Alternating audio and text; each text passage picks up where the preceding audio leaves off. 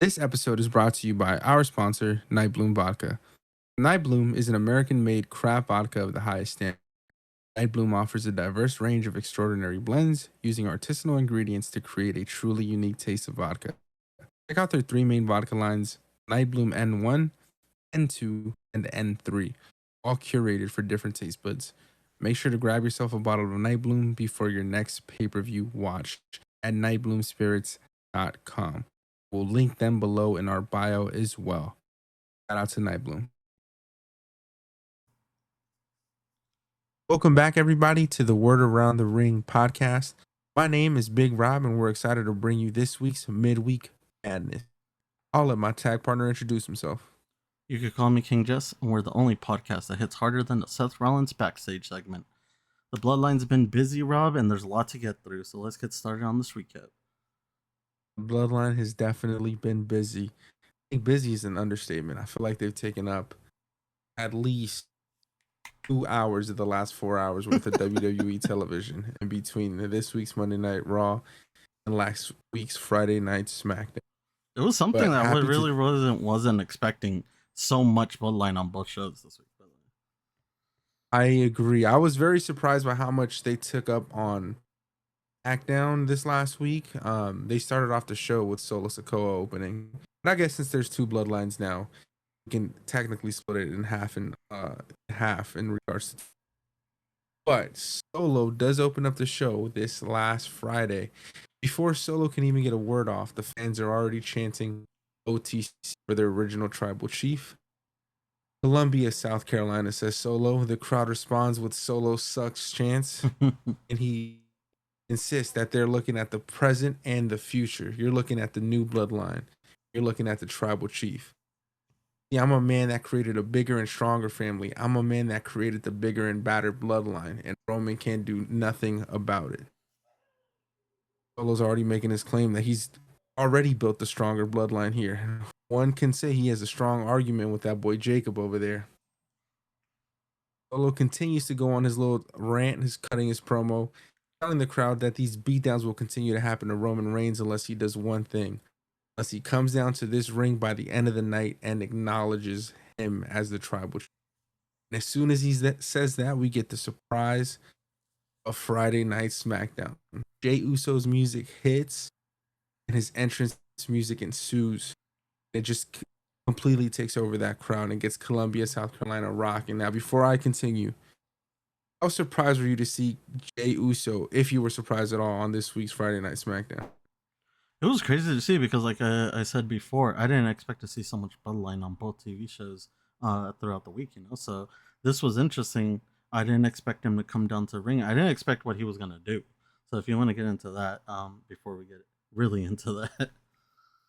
Yeah, definitely. So Jay makes his way down the ramp, going down the crowd. He enjoys, as always, his yeeting of waving his arms up and down to the crowd there. The funniest part about his entrance, though, I don't know if you noticed this, but during the show, when Jay got to the ring, Solo was in the middle of the ring with Jacob Fatu, Tama Tonga, and Tongaloa standing behind him. Jay kind of hesitated to go up to the top of the turnbuckle and do his emote. But Solo was like, "Go ahead, get that shit over with. Go ahead and yeet." I thought that shit was hilarious.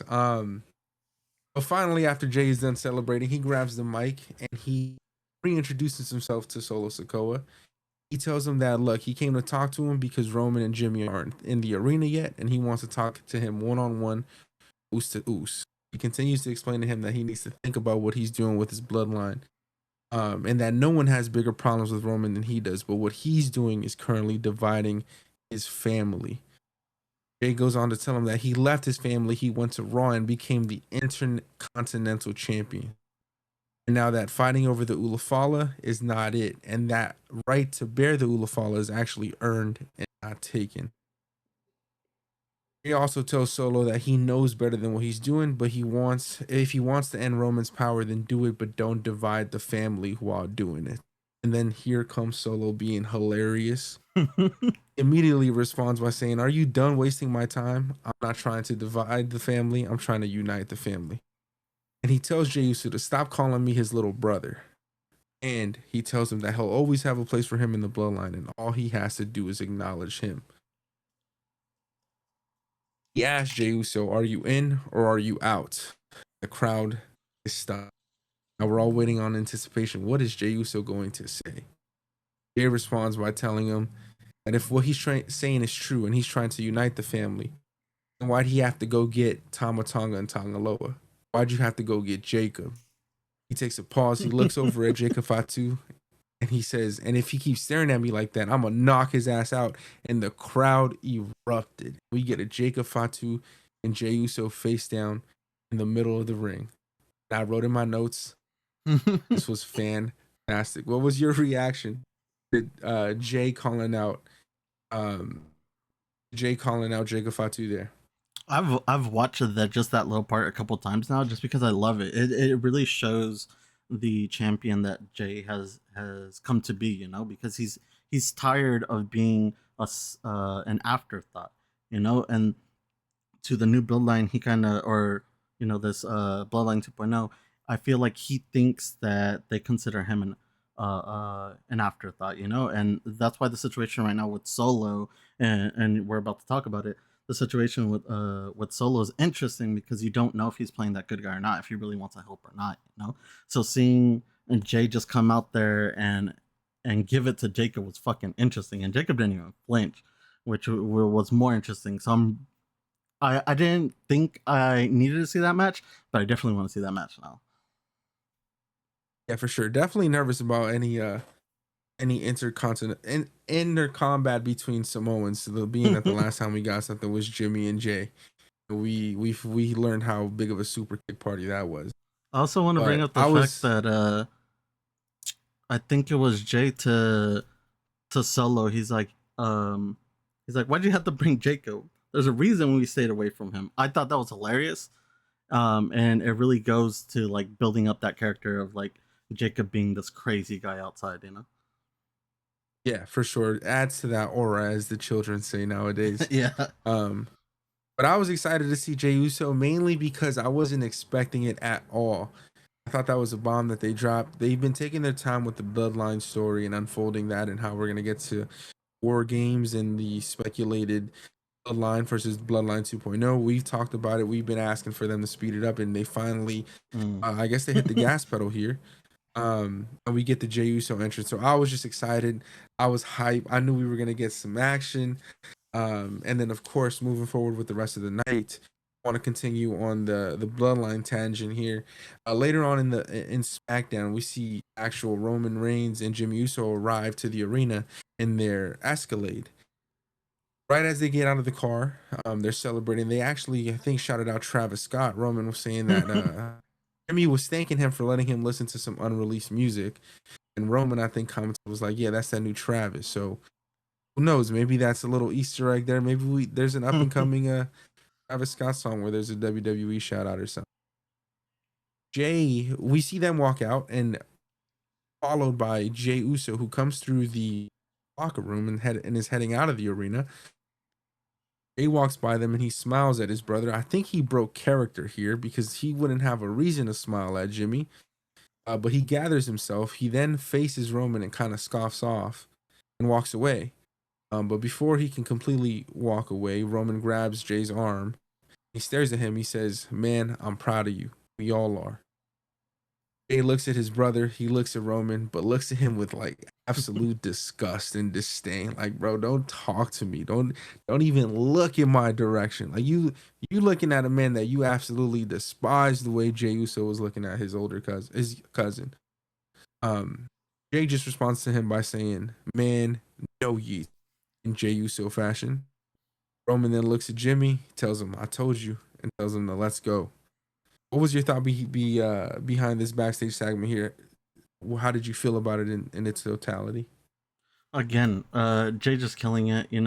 I love this. I don't think it was for no reason that he smiled at Jimmy. I think it's going off a little bit on the fact that he had just come out and he said, don't break up the family. He has his issues with Roman, but he knows that at the end of the day, blood is thicker in the water, and the issues will resolve themselves in the future. I feel like there's no real quarrel between him and Jimmy, and I think that's maybe why he's flashed a smile, because like we said, he had no business being on the show.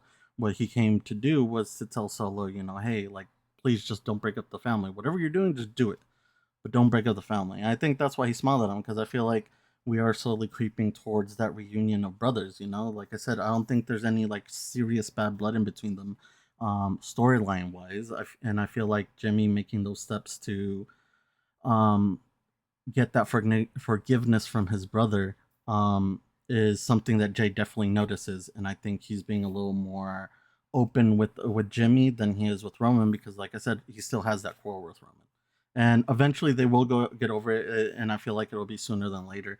It, but it's something that's important. You know, like I said, the chase for Roman to finally get together with Jay was always going to be the more compelling storyline.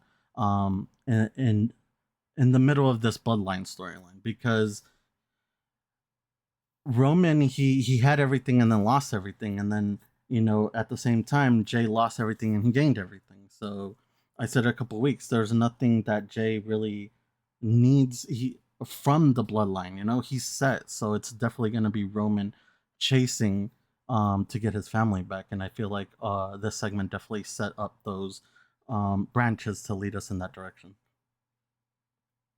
100%. I am glad that they have decided to extend this. They're going to make us as fans work, wait, and be patient for DJ Uso and Roman Reigns reconciliation when it does happen. But it's going to be a great TV moment there. So I'm just excited to see how this plays out and continues to roll itself out. But moving forward to the next Bloodline segment of the night is another backstage segment in Roman Reigns' usual office space where he sets up the black leather couch there. Uh, Jimmy is there as well with Roman, and they're having a conversation. Jimmy Uso tells Roman that he thinks that he should still talk to Jey Uso. Roman says, "I'm not talking to Jay. You did your job, and now I'm going to do this my way. I'm going to fix this tonight." Jimmy, of course, asks, "How are you going to do that?" Roman surprisingly says, "I'm going to acknowledge Solo." And the camera dramatically zooms into Roman's facial expression and cuts. How did you feel about Roman saying he was going to acknowledge another man, Solo Sikoa? Well, I wanted to ask you. I was gonna cut you off and ask you. Did you think that at that point he was gonna acknowledge him? I thought he was going to give him a bullshit acknowledgement. You know, I didn't think he was going to say, "I acknowledge you as my tribal chief," or anything special like that. Or the way that Jacob Fatu holds his hands together and prays over Solo. I thought he was going to say, you know, give him a half-assed, "I acknowledge you, Solo, who there." Is that what you wanted? You know, that's what Yeah, I thought. yeah. I think we're both on the same page then. I felt like he was gonna go out there, kind of like what happened, where he was just gonna say "I acknowledge you" or whatever, and not really acknowledge the name. And I feel like that's why Solo had to clear it up later on in the night. You know, he had to be like, "I need you to acknowledge me as your tribal chief," because you can, you know, I guess go that route and be like, "Well, he never really truly acknowledged him," but that'd be bullshit. So I like the way that they did it. I like that Roman snapped at some point, but I didn't know. At this point, I was like, please don't tell me that they're really about to make him acknowledge him. So it was crazy. It definitely had me thinking throughout the night. I was like, fuck, dude, is he really gonna do this shit? Because that would definitely change the direction of the storyline from where we're going. Because that would be a major step, you know. 100%. But I'm glad that he didn't acknowledge Solo Sikoa as the fake tribal chief. And the way the show moved forward after this was we head into our main event, finally. Roman Reigns. He comes out to his theme music, points up to the sky. Everyone throws their ones up. We go to commercial break, one of the many commercial breaks that we've had to stop and wait for while the USA Network is still figuring that problem out there. But we get back from commercial break, and Roman Reigns is in the middle of the ring with a mic in his hand. It goes, "Columbia, South Carolina, maybe for the last time, acknowledge me." Crowd goes nuts. He didn't get another word off there because Sikoa's music immediately hits and out walks Solo in his wrestling gear sporting his Ulafala. He lets Solo walk up to the ring. Roman grabs the mic again. The crowd and Solo. "Earlier tonight, I heard you tell Dre that our family is stronger now, that the bloodline is stronger now. I don't see it. I don't see anything that tells me we're better off. If anything, we're divided and broken. After everything we went through, everything we went through in the spring, everything we lost in the summer, we stand here divided like this. He goes on to tell Solo that he wants to put titles around their waist. He wants paydays coming from the heavens, and he wants his family to be priority. But he needs to tell him what he has to do to fix this. And Solo laughs, scoffs at Roman. He says, "What do you have to do? That's easy. All you have to do is acknowledge me." Roman takes a pause, and the crowd starts to chant OTC, OTC. Hesitates and says, "I acknowledge you." There, I acknowledge you. See, gave him that sarcastic ass acknowledgement. So I was appreciative there. I was like, all right, we're good, we're good. Solo then goes, "No, no, no, no, no, Roman, that's not good enough. I need you to acknowledge me as your tribal chief." That's when Roman's entire demeanor changed, and the crowd starts to chant, "No, no, no," as he looks around. Solo then says, "I need you to acknowledge me as your tribal chief, or else." Roman takes a pause. He starts, doing his little face twitches. And he says, "Or else what?" Solo begins to laugh. Because there it is. I knew it. I knew you never changed. All you wanted is this Ulafala. And since you never changed, I will never change. That's when he snaps. And out come the bloodline, Jacob Fatu, Tamatonga, Tongaloa, carrying Jimmy Uso's dead body up the ramp. Roman could see.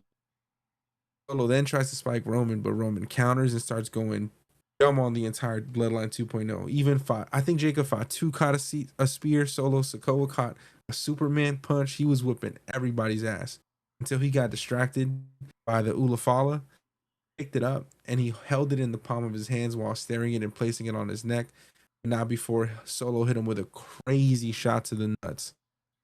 Everyone in the rings just started rushing Roman, and they beat his ass.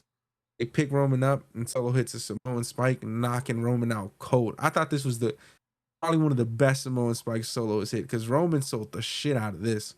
But he wasn't done. He picked him up. He hit him with another spike.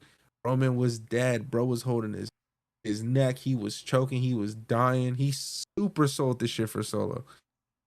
The camera zoomed in on Solo Sikoa, and it pans out with him saying, "This is my ring now. This is my Ulafala. This is my bloodline, and these people acknowledge me." And that's how SmackDown ended, with the main event promo there, and Roman Reigns getting his ass whooped once again further.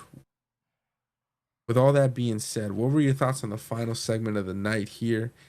What progressed, what we found to be happened on Monday Night Raw after the weekend? Well, I think I was with the crowd on this one, and I thought that this was probably where Jay was gonna come out, or if anything, maybe we're gonna see a small tease at Jay maybe coming to help.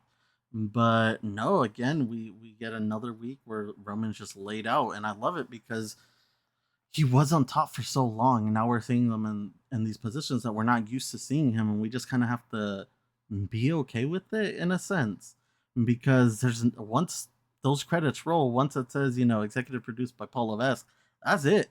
Ain't nobody coming out, and it's been a couple weeks where we see Roman just fucking laid out, and it's interesting. It's interesting to see. Also, again, I would love to know who's working with Solo, because I got to give the man props. I know we still got to talk about Monday Night Raw, but this boy's on fire. There's something about him. Someone sparked a flame under his ass, and he's just going for it. And he's really getting into character. He's finally giving people something to work with, and I think it's great. I would even compare it as something like to an early rise of Dom, when Dom was getting really good heat. I feel like that's where Solo's starting to go, where like he's just figured out how to be a villain finally, and it's slowly starting to evolve him. So I want to see where Solo goes from here. It's interesting. Like I said, we still got to talk about Raw and what happened there, but Solo's on a fucking tear, bro. And just seeing these guys completely decimate, the OG Bloodline, and I know it's not fully the OG Bloodline. It was just two members, but still, to see two people we used to see on top all the time just being thrashed around is insane, bro. These storylines are getting finally, like we said, we wanted it to ramp up, and I think it's finally ramping up.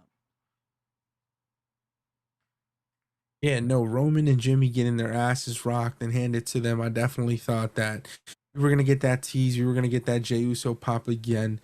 and him come help his cousin and his brother out, but unfortunately we didn't. We're gonna have to continue to wait for that moment, but when it does happen, it's gonna be a great payoff.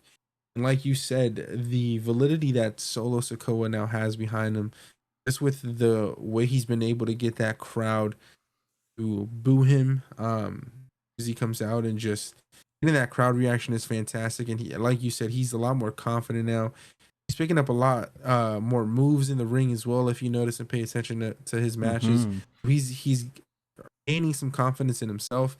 And we thought he was great when he was doing the Street Fighter gimmick down in NXT, and I think he's having fun cutting his promos again, cutting little jokes and talking his shit. I think he's having a good time, and that's why he's at that confidence, and he's no longer just stuck in the corner with his arms crossed and mad dogging people. You know, that's Jacob's role. So it's funny to see how much a difference can be done in a year. Because last year, around this time, for WrestleMania season, Solo was still in the corner there helping out Roman, um, not cutting promos to what he's doing now.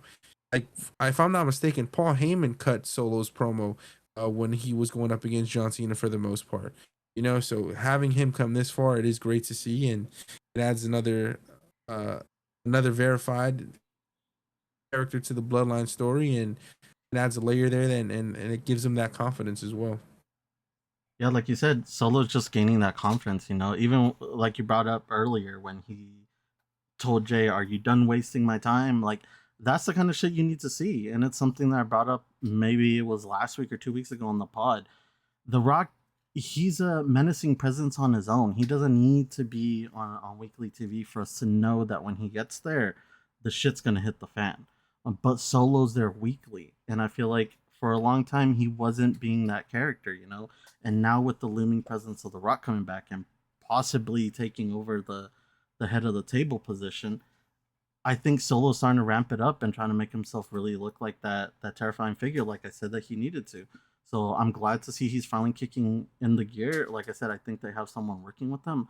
I'm not going to totally discredit him. Maybe it's just him, but whatever he's doing, he really needs to keep doing it because he's fucking killing it right now. 100%. Solo, keep doing what the fuck you're doing, because you're doing a great job at it, brother.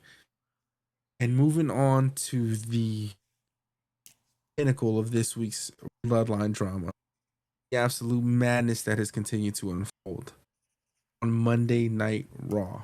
So the main event of this week's Monday Night Raw was Braun Breaker versus Jey Uso for the Intercontinental Championship.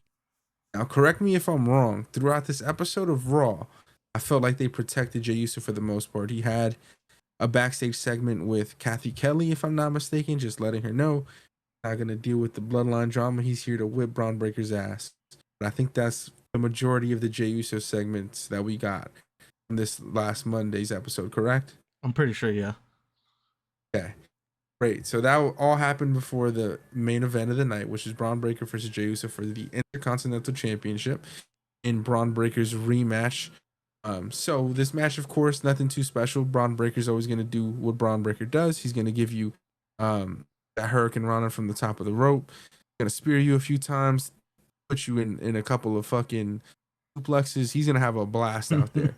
So they're having a good match. Nothing too extravagant, but towards the latter half of the match here, Solo Sikoa and Jacob Fatu actually make their way down the aisle of the crowd there. And so we find out that the Bloodline is actually there.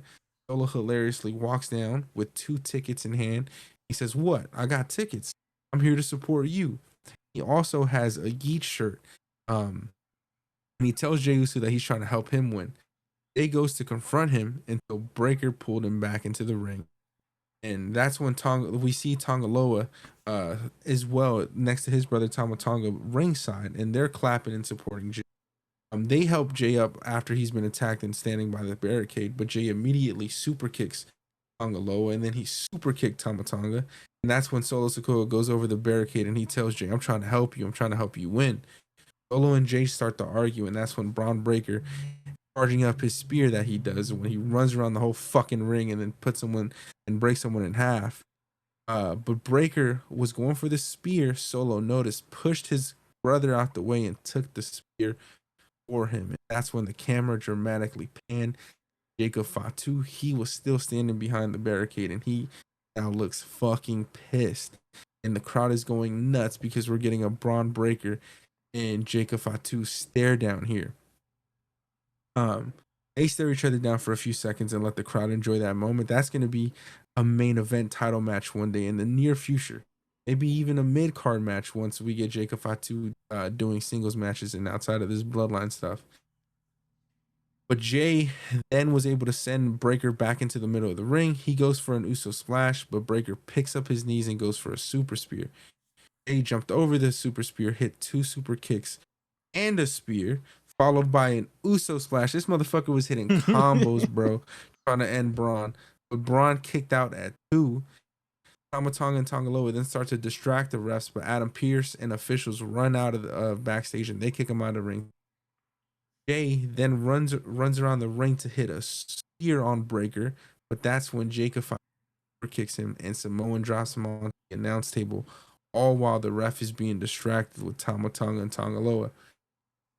Braun then took advantage. He sends Jay back into the ring, hits the super spear, and wins the belt back.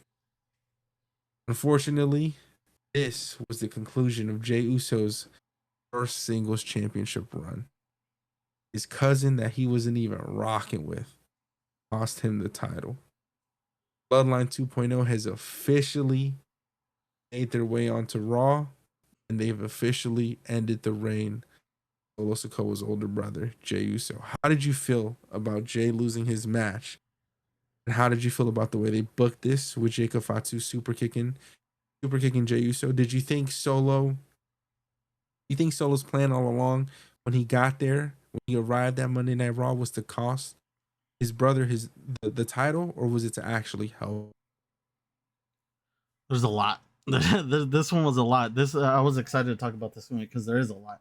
I think this is the segment that you could call me crazy, but I think this is the segment where we started maybe seeing the glimpse at a Solo Sikoa redemption, because I'm not sure if he was there to cost him the belt or if he genuinely was there to help, because there's a part of me that tells me Solo really does want to rebuild the family his way, right? I don't think his intentions are completely malicious. I think that he's just kind of tired of seeing Roman in the spotlight, and he kind of just wanted some of the spotlight. But I feel like his intentions with the family are kind of good, and I'll explain. Because all this happened, and I don't know if you caught it, but at the top of the ramp, when Jacob was behind Solo and they were looking at now a dethroned Jay, he kind of gave a disapproving look to Jacob, which kind of makes me feel like he felt bad for what happened, meaning he wasn't there to cost him the belt. I could be wrong, but this to me kind of hinted at like, hey, maybe there's a spot for Solo in the OG bloodline in the future. I mean, we're still a far way away from that, but this might have been the small little nod at, hey, like there's some redeeming there for him. About Jay losing the belt, I don't know about you. I didn't think going into this he was going to lose the belt, to be completely honest, because I felt like the belt was a bargaining chip in the storyline. But I guess I'm not mad at it because it did just go back to Braun Breaker. And I love seeing Braun Breaker with the belt. So it sucks for Jay, but I'm happy for Braun.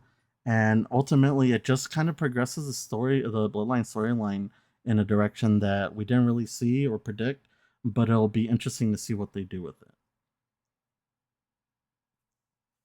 In regards to what you saw with Solo Sikoa and Jacob Fatu at the ramp when the show closed out for Monday Night Raw, I think Solo did give him sort of a disapproving look towards Jacob. I think Solo came into the arena with hopes of helping his brother and getting him to join his bloodline. How realistic was that to happen? Probably slim to none. But Solo probably went in with the purpose of, I'm going to help Jay retain his title. That way he feels indebted to me and he needs to come join me regardless. I think that was Plan A. Okay. I think that all went to shit. Because even when they super kicked Tama Tonga and Tongaloa and Solo hopped the barricade, he went up to him and he spoke to him. He grabbed him. He said, "What are you doing? I'm trying to help you." Mm-hmm. If he wasn't trying to help him, I think he would have just tried to fucking Samoan spike his ass like he did Roman the last 2 fucking weeks. Mm-hmm. But he didn't. He grabbed his brother. He tried to talk to him and tell him, like, "Bro, I'm trying to help you. I'm trying to help you keep this belt." But Jay was having none of it. So I think Solo's intentions were, of course, to help his brother. I think when it went to shit was when Breaker speared Solo. Jacob Fatu got upset, but the interesting part about that was Jay never really attacked Solo or Jacob Fatu for the most part. Mm-hmm. That super kick that Jay took from Jacob Fatu was his own idea on his own accord. I don't think Solo told him to do that, and which is why I think Solo had that look of disapproval. That wasn't the original plan, and Fatu ended up doing that on his own, and he did that in his own right. So I want to see how that plays out. Maybe we're wrong and Solo approved. Okay. But I'm intrigued to see what's gonna happen here. How are we gonna get Jey Uso to arrive for this week's Friday Night SmackDown to talk to his brother and his cousin? You know, because now they're scrambling. Jay's pissed now. That brother just lost his first and only singles championship that he's probably ever gonna win. And now he has to go back to teaming with his brother and his cousin. I'd be sick. I'd be sick. I'd be sick. Come on, man. He deserves a belt. No, listen, I think he deserved the moment. Is he I think he deserved the moment. No, I think he deserved the moment. Like, look, Kofi Kingston won the belt at WrestleMania.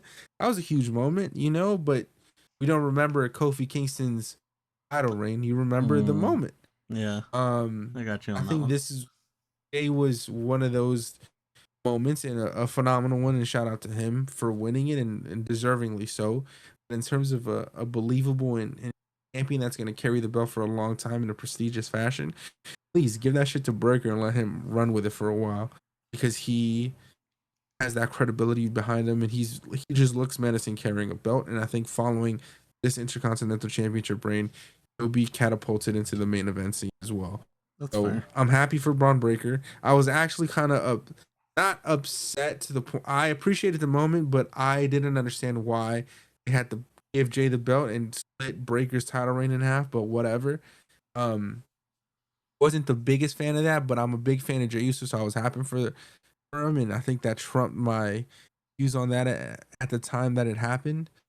But yeah, I'm just happy the belt is back in across Braun Breaker's waist, and he's gonna carry it well. I'm excited to see who he faces. I would actually love to see Chad Gable get back into the fucking running of the Intercontinental Championship, because he's just managing American Made at the moment. So let's move Braun Breaker forward and give him some new opponents and give him some fresh feuds and add some great matches to Braun Breaker's reign there, because LA Knight is performing and putting on great matches week after week after week since he's been the United States champion. So LA Knight in the United States Championship has given the Intercontinental Championship a run for their money in the last 2 months, in my humble opinion. I mean, I know that the But IC belt has always been considered their workhorse belt, but to me, at least, the US belt has a special place in my heart, and I feel like that in its own is a real workhorse belt. It hasn't been in a hot minute, but we're starting to see that with LA Knight, and I like that for him because he is that kind of guy that can do that. One of my buddies said he's finally winning him over. He's finally cutting these promos that are winning him over with LA Knight. And I told him, I was like, these are the promos he used to cut when he was down in the Indies. So I always knew, or the fans always knew, that he had it in him. I think it was just like a roadblock that WWE had on him. But now that they're letting him finally flow, this man is unstoppable on the mic. I mean, he's just killing it week by week. And with him being a special guest referee on Game 7, fuck, dude, that should. I'm just excited to see more LA Knight on my TV. yeah, he's been on a tear for the last year and a half, 2 years, and he really just he didn't blossom out of nowhere because he's had a long career, but the magnitude in which it was just such a jump from the pops he was getting as Max 3 to LA Knight, like man, that shit's insane. And he did that within a matter of months. So he's like you said, killing it on the mic, putting on great matches, has is put forward a great title reign thus far.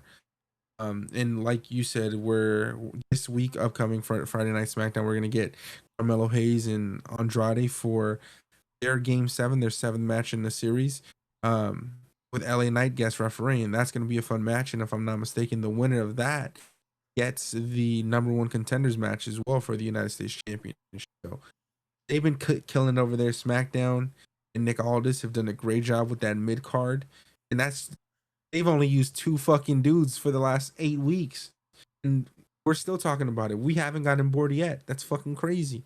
So shout out to Carmelo Hayes and Andrade. I'm excited for Game 7. I think that's a good way to open up the show for the rest of the topics here. But who do you think is going to win that match?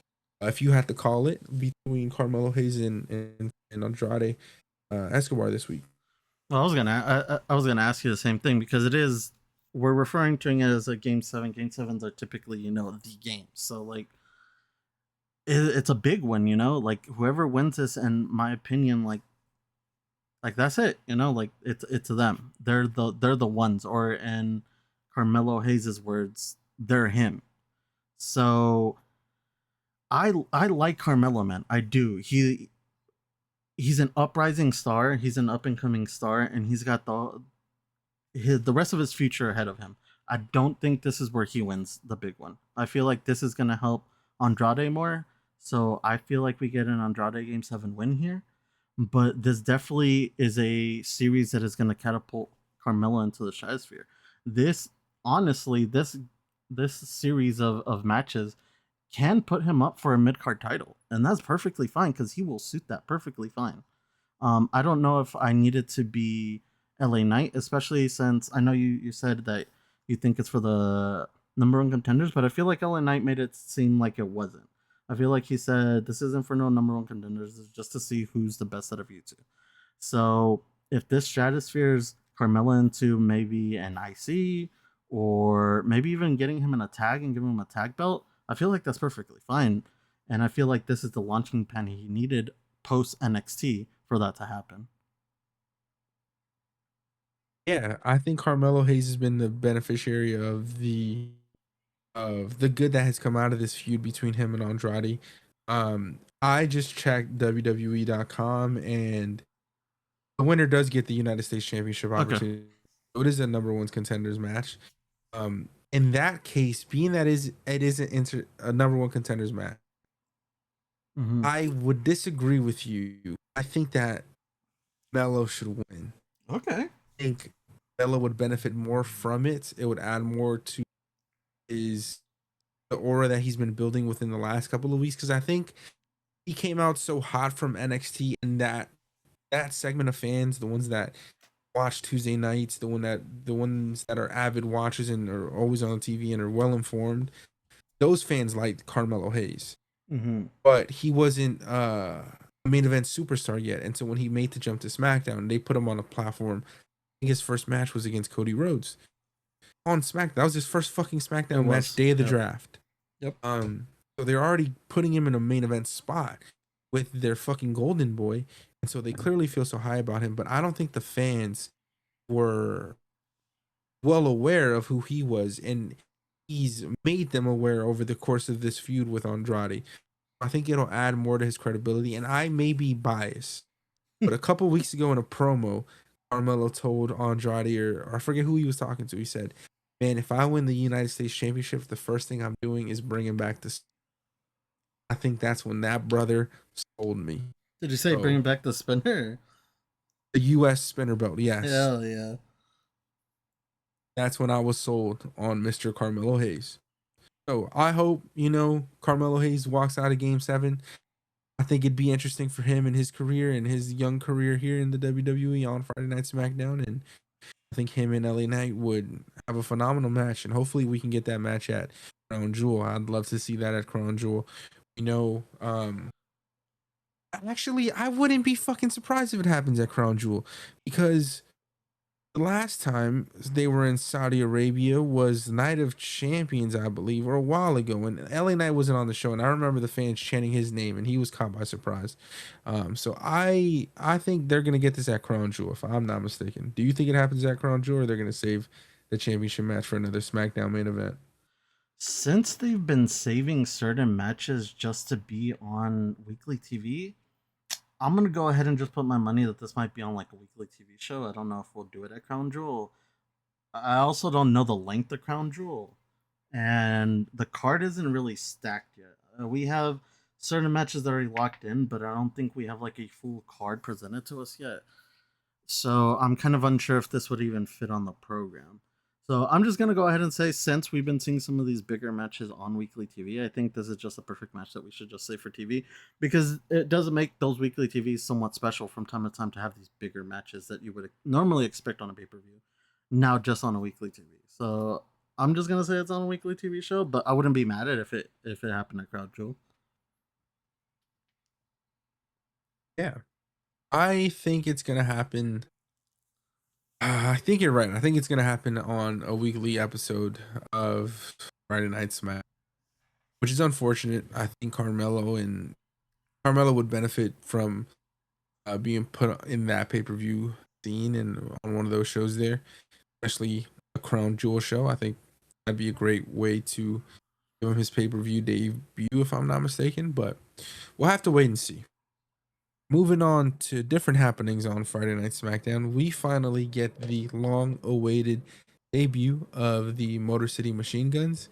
They had appeared in one of the two uh, tag matches the other night. This was a triple threat tag match that was a number one contender qualifier for the WWE Tag Championship tournament that Nick Aldis is having on SmackDown. They had this against A Town Down Under and Los Garzas. I thought the Motor City Machine Guns debut, their entrance music was pretty cool. It was more of that rock theme. I've never heard the original theme before, if they had anything in TNA or prior to. Um, but they got a special treatment. They got a shit ton of pyro, and I thought their music and presentation was well done. They did look a little bit on the older side, I must say so myself. But I thought the match between these three tag teams was fun to say the least. I would love to see Motor City Machine Guns just take on a tag team one on one, so I can get more acquainted with how they look on a regular basis, and we're gonna get that next week when they face DIY for the final contenders match for that championship. There, how did you feel about the Motor City Machine Guns debut this week? One of the funniest things that happened when this match started was I was watching. Of course, I watch the show every week with my buddy. He just straight out said, "Damn, Kip Sabian's still wrestling." It was fucking hilarious. Like, the City Machine Guns have been around for like a hot minute now, so to see them finally in WWE was kind of cool. We knew that they were going down to NXT for a bit, and I think, like we said last week, the Lucha Bros just being held back that kind of most likely propelled them to the main roster. But I felt like they had a perfectly fine showing here. I feel like being within the confines of like a triple team matchup here kind of put them in the safe spot so that they weren't the main focus point, but still can be there for the big win at the end. And I feel like, I don't know if they win all the, this whole tournament for number one contenders. I feel like next week DIY might stop them, but they're here, and I feel like the people are really gonna fuck with them. I feel like the crowd, they got I would say like a warm reaction. I won't say it was a huge hot reaction, but I feel like It it was like a wasn't hot warm at all. reaction. But I think it's just because it's one of those things, right? Where it's like these people are indie darlings, and there's a large fan base of WWE that just isn't into the indies like that. So I feel like they probably could have saved their pot for like a city that might have known them a little bit more, but maybe I the time agree. just didn't permit it. I'm not sure I what agree. happened there, but yeah, like you said, you agree. It's something where you kind of had to think, right? Like, just straight up ask them, what's the city that loves you? And if we're going anywhere near there, let's pop you there, because that's where you're gonna get the reaction Yep. that you want. This wasn't, like I said, this was a very warm reaction, but I still feel like the rumblings online were good enough that these guys are going to find their place in the WWE. And especially since, like we said, we want to see that tag division start growing, and we're seeing that with the Tongans. We're seeing that with the Machine Guns, with the Lucha Bros. The tag division is going to get stacked, and it's just going to come. It's just going to produce a really good wrestling, especially for like that mid card part of like the PLEs. We're going to get some really good tag team matches coming up.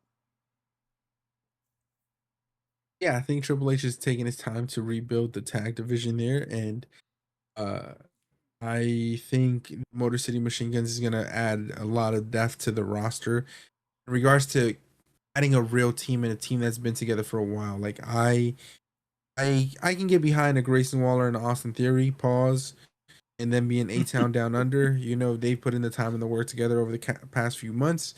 Um, and so a tag team that's been made like that, I can appreciate. But when they put these random tag teams together, I guess maybe like a Baron Corbin and Apollo Crews, like I much rather have a legitimate tag team. So I'm excited that they're bringing in these teams here, like the Motor City Machine Guns. And I agree with you wholeheartedly. I was talking to one of my good friends, Will, in regards to to their entrance, and they got no pop. Like it wasn't as bad as Raquel Rodriguez, you know that she got fucking crickets. But Motor City Machine Guns, like I was disappointed in the crowd, but I could understand because I think they were in fucking South Carolina. Like what the fuck? Where I don't even know where Motor City Machine Guns where they're originally from. Not that it matters. I'm probably sure they're not from fucking South Carolina. They would have got a bigger pop, but they didn't. And I was upset and confused about it. I'm not even a fucking fan because I don't know them, but I just thought that they would be, pay more attention to this shit because this week's SmackDown is in New York, and New York is notorious for being intelligent fans when it comes to wrestling and appreciating like these indie wrestlers. So with all the promotions they got up there, these guys would be more well known in a place like New York. So why not debut them a week later? Just that thought there kind of like was off putting to me. Yeah, that didn't make sense to me. I think it would have been more appreciated in a city like New York. But I guess since they have this tournament happening at this moment and they're probably trying to put the final match, championship match at or around Crown Jewel in that weekend there, they probably just had to rush it. So that's what happened there. They, like you said, you're being nice about it. They got a warm reaction. I didn't think they got a pop at all, but they got the star treatment. And I think they're going to appreciate that and they're going to build a name for themselves. In this match against DIY next week, DIY, when they get fucking 20-25 minutes to put on a match, they fucking cook. They've done it in NXT before. We've seen it happen multiple times. And I think Triple H understands the assignment this Friday. Give them 20-25 minutes. Let DIY and Motor City Machine Guns showcase what they can do in the tag division. Let them rock the fucking Barclays Center in Brooklyn, New York down and give them the opportunity to show the fans what they got. I think New York is a great place for that. I think fucking the majority of the takeovers that DIY would do when they were in NXT were in Brooklyn and in New York. So the crowd's already familiar with them. Fuck, that might actually mean that DIY might win. That might mean that DIY might win. I don't think so, man. I don't think you bring in these two new guys and have them fucking lose on their second match. I I got don't. Motor City Machine Guns. Seeing as I think it was Champa had posted something about them being, like indie darlings together. I feel like them losing isn't that bad. And I feel like with the way that DIY has been treated recently, where like they kind of give them the gold, then they take it away, and then they kind of tease them and they take it away. I feel like this is where we kind of start because they are Triple H guys. I feel like this is where we start seeing them winning. I feel like this tournament kind of leads them that way, but I don't know. Like you said, it can be, hey, let's not bring these guys in and have them lose. I just don't see this loss being super horrible against DIY. If it was anyone else, I'd be like, yeah, horrible idea. But just because it's DIY and they are old friends from the indie scene, I don't see this being as big as a loss as it should be, if that makes sense. Okay. And For also, sure. we were talking. You said I don't know where they're from. I just looked it up. Chris Sabin's from Michigan, so Who knows why they decided to pop them in? What did he say? Nashville or whatever? South Carolina. They're in South South Carolina. Carolina. Columbia, South Carolina, fucking Lina. But whatever. But No, yeah, I you don't might be see. Yeah, 100% right. yeah. Keep going. Yeah, you might be 100% right. DIY could definitely take this win. And if they put on a fucking great match, no one's gonna really care Mm-hmm. if they put on a great match. So give them 25 minutes, Triple H. Let us see what they can do. Give us a real tag match with the Motor City Machine Guns DIY. But you also have to think about the winner of this match has to face the Bloodline. So who's more believable to dethrone the Bloodline in your opinion? Do you think that's what's happening though? Do you think that whoever wins I this? do. Okay. I do. I do because I think that's where Jimmy and Jay and Roman start to get their revenge. They cost the Bloodline 2.0 that tag championship reign. If they want to fuck with Jay Uso over there, they go and they cost them and have DIY or Motor City Machine Guns win with the little assist, and then we build towards Survivor Series and War Games. That's just my thoughts, but let me know what you're thinking. I'm thinking because this could be. I mean, you make a compelling case, right? Who's the more believable team to beat the Bloodline, DIY or the Motor Machine Guns who just got here? Of course, just based off what we already have established, of course DIY would be, the favorite going in. But you have that wild card of like, hey, the Motor Machine Guns haven't been that long. They don't know how they wrestle. You can have it seem like the Murder Machine Guns just got a quick win on them through their way of wrestling on the Bloodline, where DIY would just straight out need to beat them. And they can. DIY is that team. To me, DIY is probably one of the better tag teams that we have in the company. It's sad to see that they don't use them as much as they probably should. But I feel like that's something that's coming. I feel like they're going to ramp them up because I feel like they are a tag team that can lead the charge in this new tag renaissance or whatever. But yeah, I feel like you can go both ways, really. DIY can just straight out beat them, and we know that they can beat them, so that's believable. But also, Motor City Machine Guns are new, so there's that caveat of not knowing how they wrestle, and maybe they go that way. Who knows? We'll just have to see this week. Yeah, I think DIY takes it. I think if that's the case, DIY takes it. They win this weekend. I changed my mind. I changed my fucking mind. I thought about it. I think DIY beats Motor City Machine Guns in Brooklyn, New York. They go on to win the tag belts from the Bloodline for a little bit. And that is what I am predicting. I think Roman Reigns, Jim Uso, and Jey Uso will cost the Bloodline there or assist in costing the Bloodline their championships. But we'll just have to wait and see. But this week's episode of Friday Night SmackDown, they're going to be in Brooklyn. Every time they go to the city of New York, they put on a great fucking show and we get some Bloodline shit. And I must say, a very notable Bloodline member or semi-Bloodline is from the great state and the great city of New York. And that is none other than Mr. Paul Heyman himself. Now, if you had to bet $5 on if you see Paul Heyman this Friday, would you bet that he appears or would you bet that he does not? That's a tough one. It's a tough one because I don't know where he stands. So, it's interesting because there's a lot of dates right now that are coming up that where Paul Heyman can, come out. Would I bet $5 this Friday? I'm gonna say no, just because I don't know where we would use him. Um, yeah, I don't know. I would say no. He doesn't pop this Friday, but it's coming. I feel the man coming. The Paul Heyman presence is being felt. Yeah, for sure. Nah, I think because they're in New York, because they're in New York, going out on a limb here, I'm gonna say we get a surprise return. I think That'd be sick. Heyman makes his return. I might be fucking shooting a blank here, but I will say I may just be getting one or two steps ahead. You're just missing the think- wise man. Yeah, I just missed the wise man. And I think you're fucking tripping. I think if you think that Paul Heyman is gonna be anywhere else other than right next to Roman's shoulder and by his side, I think you're sadly mistaken.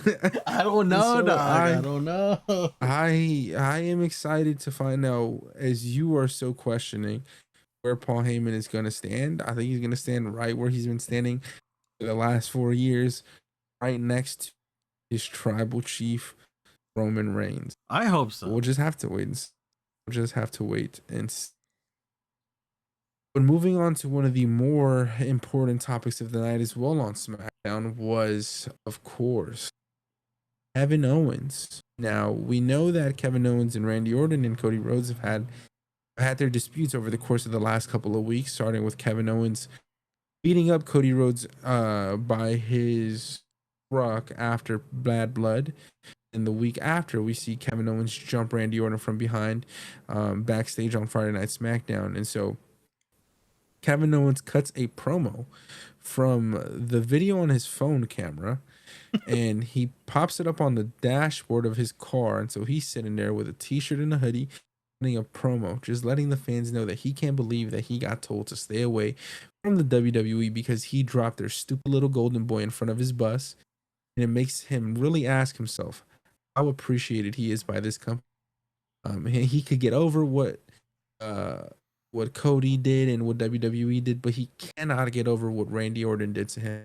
That he let people talk about Kevin the way they wanted to talk about him, and that he would have never done that to Randy. And he thought that him and Randy, what the friendship that they had was different, but he cannot believe that he picked Cody Rhodes over him. And he said, I have to be honest with everyone with everything happening right now between the disrespect with the WWE and Randy betraying my trust. I don't know if or when I can come back. Is that smoke or is that fire? Do you believe Kevin Owens when he says he doesn't know if or when he can come back to the WWE? In the aspect that they don't know, I guess, where his next interjection to the storyline is, maybe, but we know that he just signed a very lucrative deal with WWE, so he's clearly not going anywhere. When he comes back, though, I don't know. This might be a good way to kind of like give this feud a break while we handle the Crown Jewel pay per view, and then revisit. If we don't get KO until post Crown Jewel, that's perfectly fine with me, because like we said last week, a lot of these storylines are taking pause because of the Crown Jewel pay per view. So if this was Kevin Owens' way of saying, "Hey, you're not going to see me until they're ready for me," I get it. I get it. He's not in the picture for Crown Jewel. So why would he try to mess with Cody right now when Cody has like a bigger storyline going on? So yeah, I don't see him coming back. At least personally, I don't see him coming back in Crown Jewel when the storyline can finally progress. But it's a storyline that has to happen. The betrayals, the the accusations, it all needs to be resolved, and I'm excited to see where it goes. Where fuck you made me think.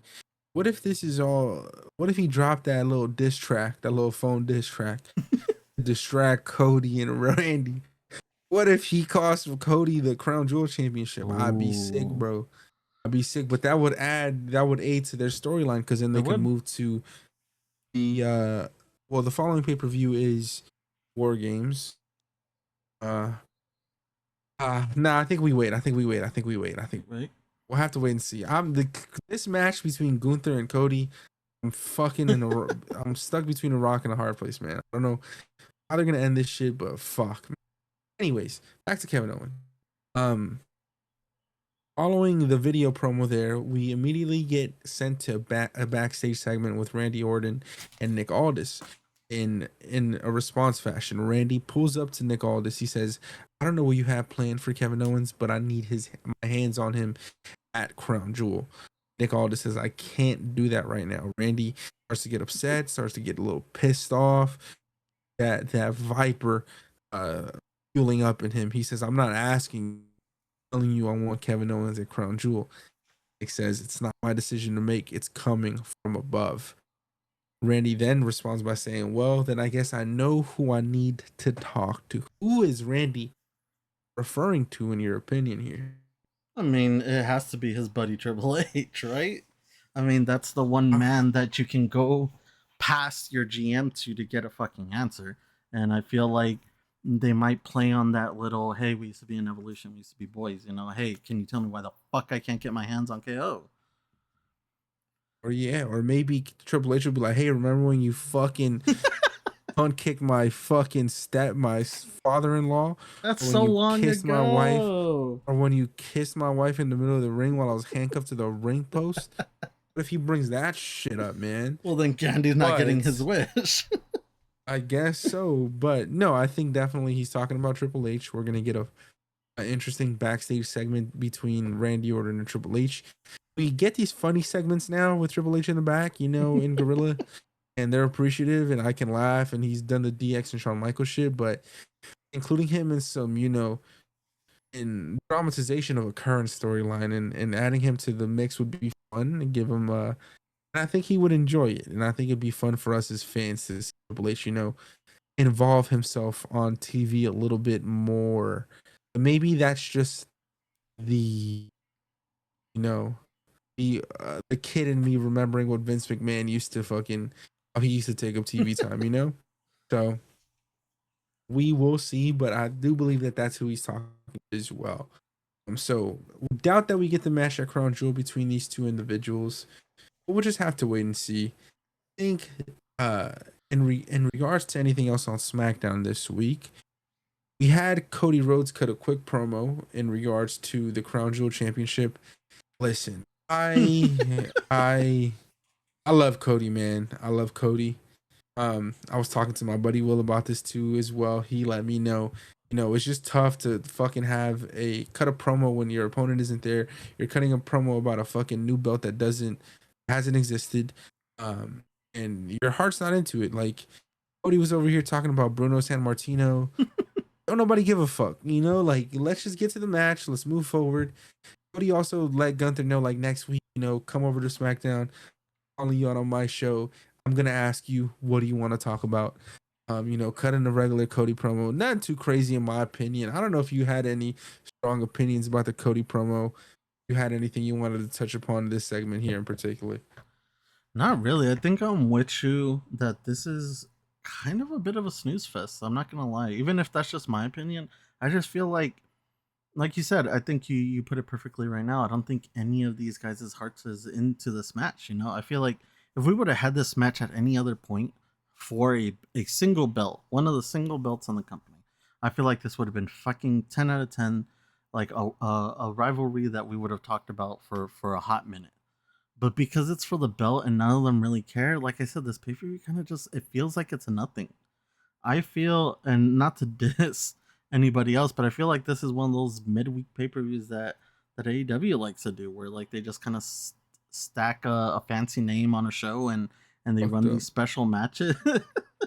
I feel like Crown Jewel is that, dude. I feel like none of this really fucking matters to me, and I feel like you said, the wrestlers are kind of showing that too. I don't think Cody really cares. I think he's doing his normal politician bullshit, trying to make it seem more interesting than it is, but it really isn't. At the end of the day, it'll be a spectacle to see these guys go at it. But I don't like the Yeah. caveat that one of them is gonna lose when they're clearly both on fucking fire, and especially for a fucking belt that's not gonna matter within the next couple hours of it being crowned. As soon as that pay per view ends, that belt is non-existing until the next year. So it kind of just sucks that we're gonna waste this match and such a big stipulation as one of them losing, just for this crown jewel pay per view. Yeah, I think like we talked about before, it's gonna end in some bullshit happening.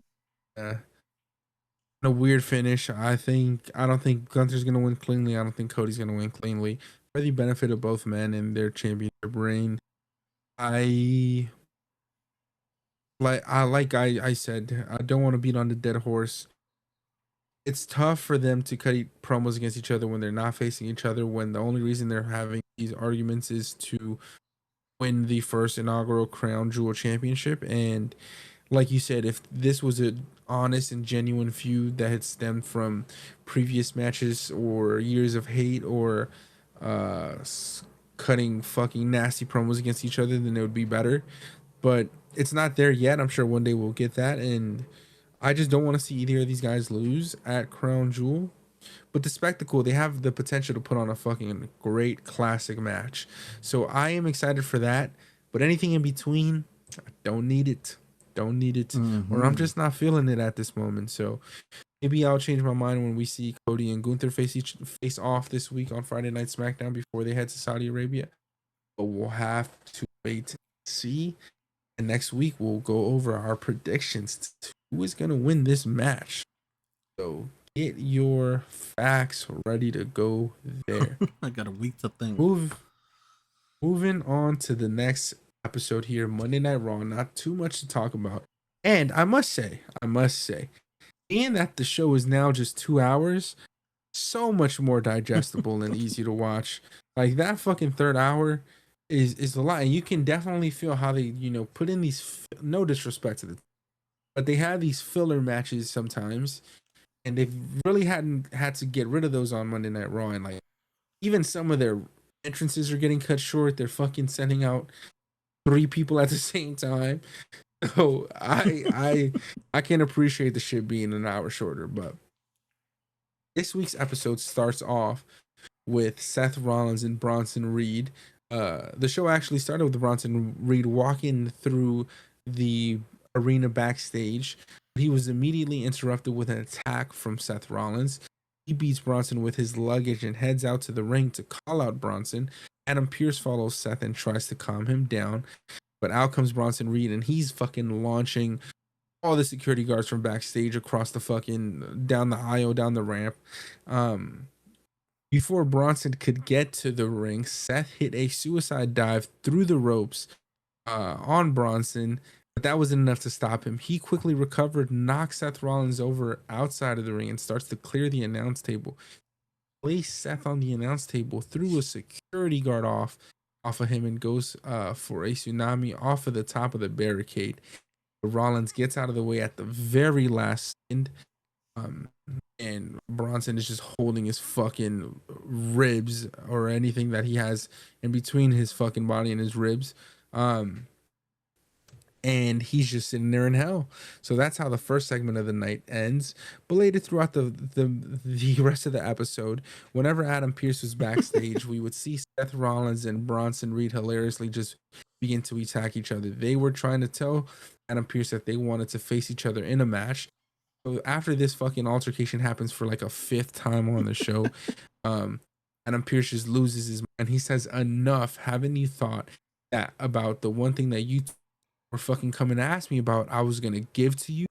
They look at each other in disbelief, and Adam Pearce says, he makes it official at Crown Jewel. We'll finally get Seth Rollins versus Bronson Reed. Both men start to talk shit to each other. They celebrate. They're happy with the decision, and they're going to be facing each other officially now at the pay-per-view. Early prediction here. Oh boy, here we go.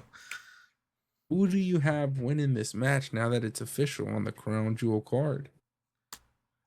All right.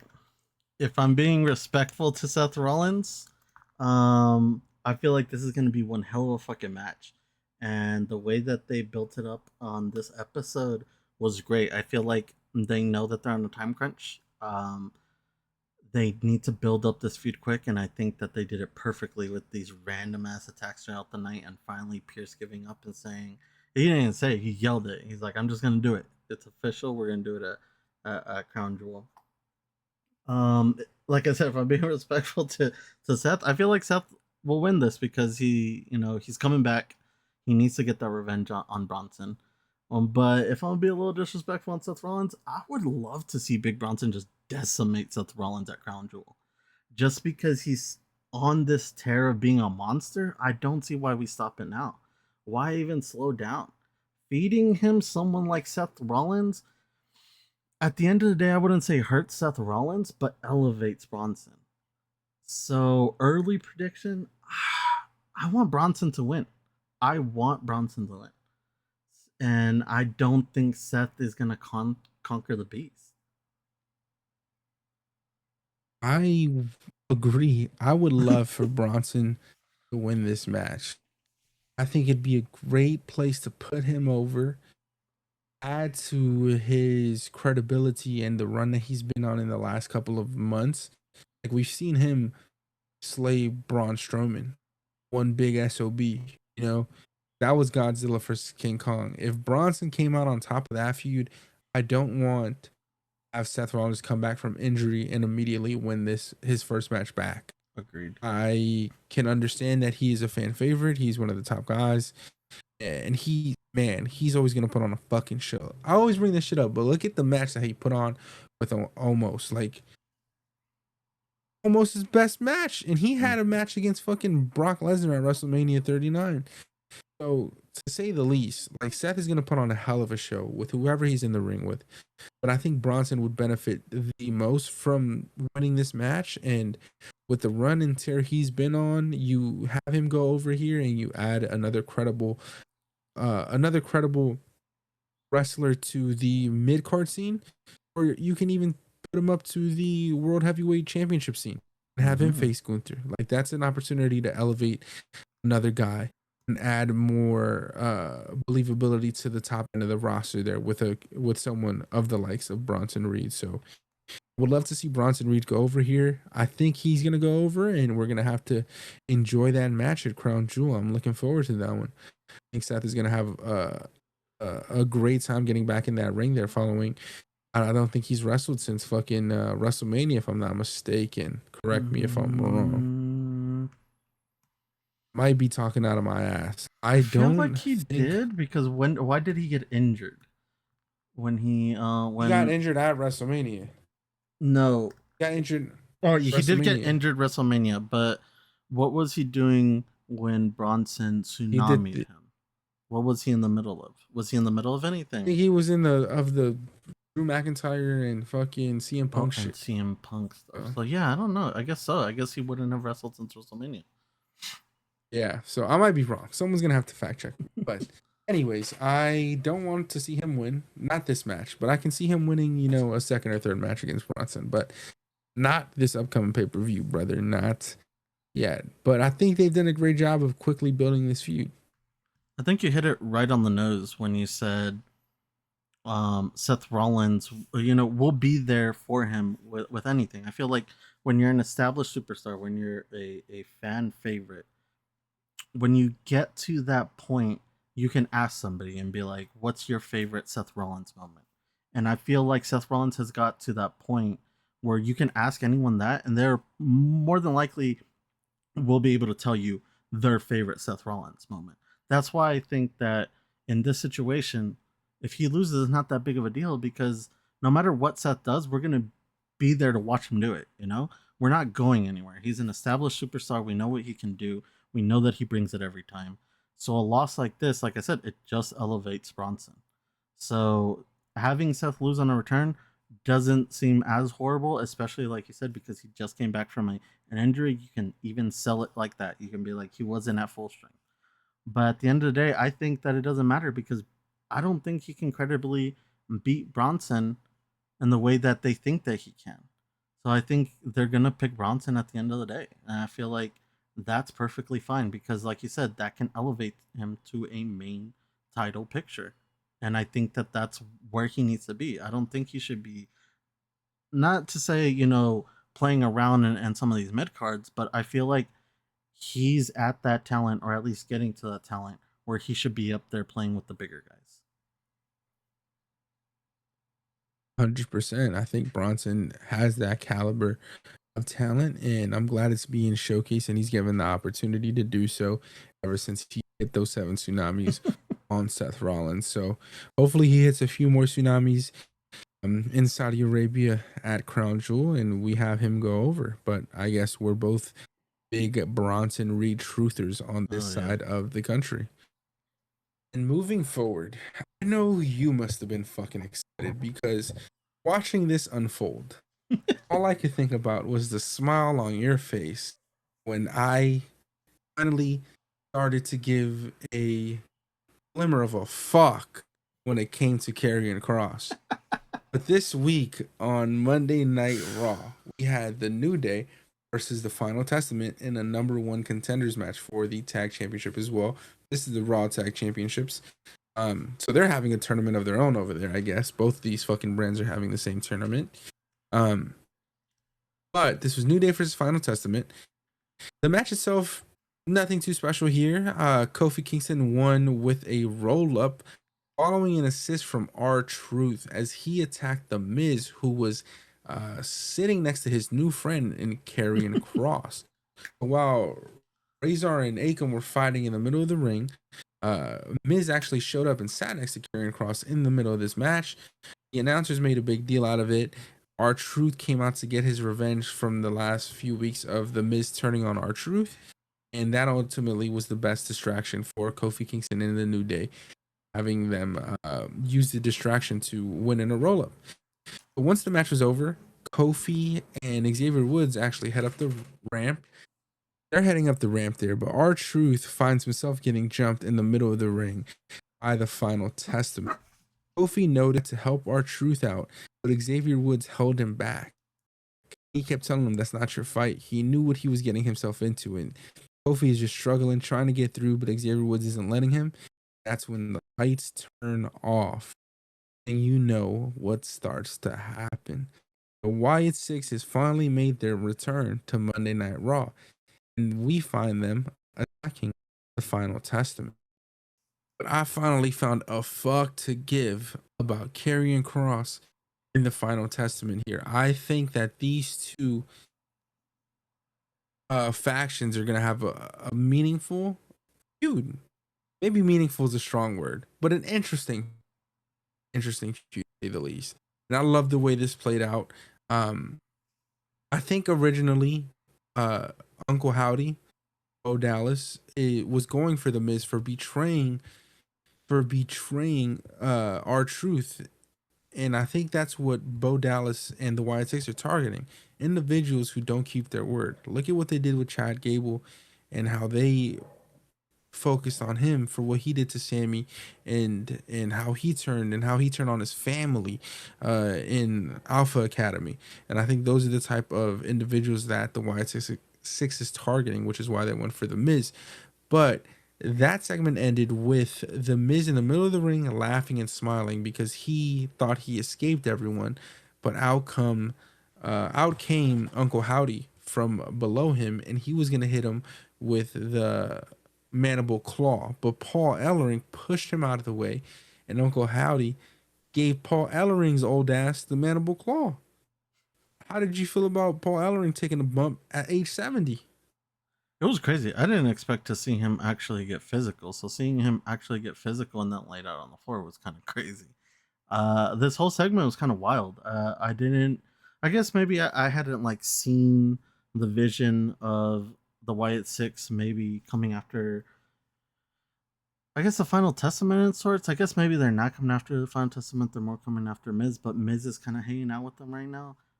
So it will. It does set it up for an interesting feud to see where they go with it. But I want this to mean something. I want them to do something special because I feel like we got over the Wyatt Six just a little too quick. I felt like we had all this anticipation, all this build up, and you thought it was gonna be something cool, and then it finally happened, and we were like, okay, that was all right. And then they kind of just faded away for a bit, and maybe that's just because bigger storylines took more of the forefront. But I feel like for everything that they did to build this group together, we need to see them a little bit more on TV. Even if it's just the other guys, it doesn't necessarily have to be Howdy or any of like the more speaking role characters in that group. As long as it's Rowan or one of the other guys, I feel like just wrestling other teams. I feel like we need to see that a little bit more. I understand that they're trying to keep this to certain situations where, like you said, they're getting revenge, but you're wasting talent by just keeping them back there. It's okay right now because we have the shows at 2 hours, but once we get back, we're gonna need to start seeing some of these people around more. And I feel like the Wyatt Six is someone that we haven't seen around as much. So it's interesting to see how they're gonna approach this, how often we're gonna see them, how long this feud's gonna be. I don't remember exactly how long the one against Chad Gable and American Made was. I feel like it ran for a little bit, not super long that it got exhausting, but just enough time that I think that we need to see a feud with. If it's gonna be Final Testament, fuck it. But we need to see a feud where we see them a little bit more, where we see it be a little bit longer, where we see what their intentions are, so that we stop trying to guess what their intentions are, if that makes sense. But all of this is exciting. I'm excited to see this because, like I said, I feel like the Wyatt Six was something special. I feel like the tribute to Bray Wyatt, even Bo Dallas recently coming out and saying that everybody of the Wyatt Six was hand selected by Wyndham. I feel like they have something there. They just need to execute it a little bit better than they have. Yeah, like you said, I think they just need more TV time there. You're right. They took a little bit of a break and they just sort of gave us those Easter egg type of promos where they drop the QR codes or they have a note in the back of a segment and fans are trying to dissect them throughout the last couple of weeks or months or so. They've been off TV. Um, but I think some more TV time on their end would be appreciated. I don't think it's them not wanting TV time, I just think, Oh, of like you course said, not. it's the way the storylines are set up at this moment. But now that they're getting back into the fold, I'm just interested to see how they can play this out with the Final Testament, and they have a believable faction in the sense that that the White Six have Eric Rowan, who's a bigger guy who can match up well against Razor and Akam on the Final Testament side. So hopefully we get a few good matches out of this, a strong feud, add some more credibility to the Final Testament and your boy Karrion Cross. But we'll have to wait and see. It makes me, if you're a Karrion Cross fan and a Final Testament, I would say I'd be nervous if I were you, because I would think that the WWE would be extremely hot on protecting the Wyatt Six. So I already see Final Testament losing this feud, but hopefully they can do it in a strong sense and make something out of the roses that are being handed to them at this moment. Yeah, I totally agree. I think we've been talking about positions where wrestlers are set up and it's not that bad of a loss. I think that this is the opposite. I feel like if the New Testament or the Final Testament, I mean, loses, if they lose in the wrong way, this can be disastrous. But if they lose in the right way, this in a sense can set them up for other stuff. What that would be, who the fuck knows at this point? They've been showcased a lot on TV, but I feel like nothing really has been going on with them. So I can't even say I'm excited to see where this goes because I just don't know where it goes. I think it's just I'm waiting to see where it goes. And for Cross's sake, because I personally still am a fan of Cross, I hope that it's something well because my boy needs it. Yeah, like I said, I would be nervous if I was a Karrion Cross and Final Testament fan. But we're gonna have to wait and see how the cards are dealt there. Now, that pretty much sums up the most important happenings on my end in regards to what happened this week on Monday Night Raw. Is there anything that I may have missed that you wanted to talk about? On Monday Night Raw, I don't think so. I think the only things I have to bring up are just some NXT events that are happening, but for Raw, I think we're pretty good.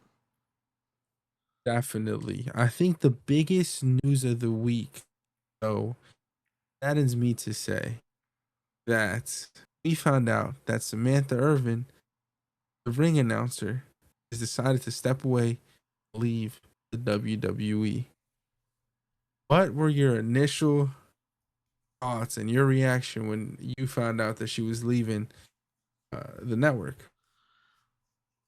My initial thoughts was that was sad, because she is someone that we've grown to love over the past couple of years. She's made her presence known. She's established herself as one of the greats in the announcing game. She goes out there, she kills it every time.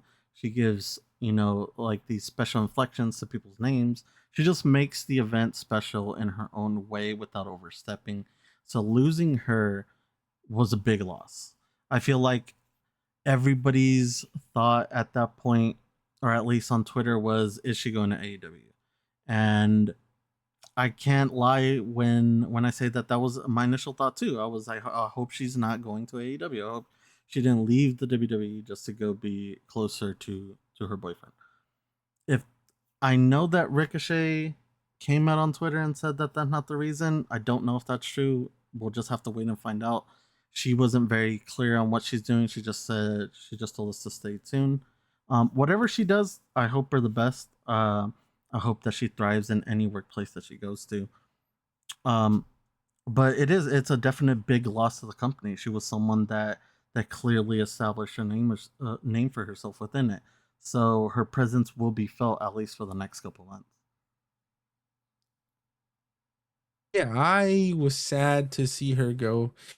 He has done a phenomenal job ever since I started paying attention to WWE again. She's been on my TV screen, and she's done a great job. Like you said, she adds some character, some personality to certain wrestlers' announcements, and she's grown to be a fan favorite. So Ricochet later confirmed on in that same day in some tweets that she won't be heading to AEW.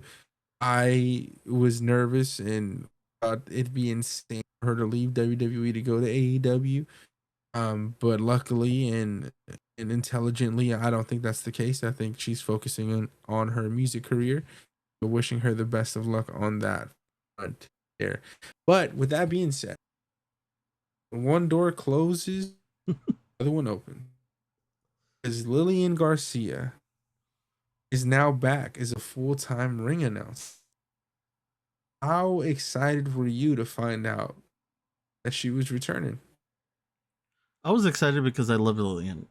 She was the ring announcer for the majority of the time that I spent growing up watching WWE. So hearing that she was gonna come back, I was super excited, and I'm still am. If she's gonna stick around for a bit, I'm glad. I love the way that she announces. I think that in her own respect, she is a WWE legend. Um, did she? And I'll be the first time in it. Did she fumble the bag on this episode? 100%. There was a couple times where the ring rust definitely showed. The proverbial ring rust definitely showed. But I think that's just it comes with the sudden rush in. You know, I don't know if this just going off of what we heard from the back that this was so abrupt. I don't think that this was planned, and I feel like they kind of pressed that emergency button, and a door, like you said, a door closed and another one opened, and Elaine just took that shot. And I feel like she's always been someone that's expressed that she misses and she loves the WWE universe more than anyone, and I think that that's why she did come back, and she probably did accept that permanent role, at least for now, because I'm not convinced that it's permanent. I feel like she will be there until someone steps up to the plate to replace her again.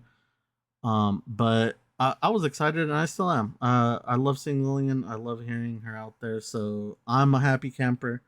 But I know it kind of rubbed some people the wrong way, and that's fine. You know, I understand this generation's Lillian was Sam, and I would hold both of them to the same high regard. You know, they're both great at what they do, and like I said, I'm saddened to hear that Samantha's leaving, but I'm not mad at Lillian being here. But I do hope that it is something to where they're setting up someone else. You know, I had even brought it up to my buddy Chow when the news about Samantha broke. I was like, I don't know if the girl down from NXT, she's great. I don't know if she's ready to take on the main shows, you know. And that's the problem, is that when you get someone to announce these main shows, you definitely need someone that's gonna kill it. And I think that's harder to find nowadays. But at the end of the day, hey, fucking Lillian's here. Let's rock with it for a bit.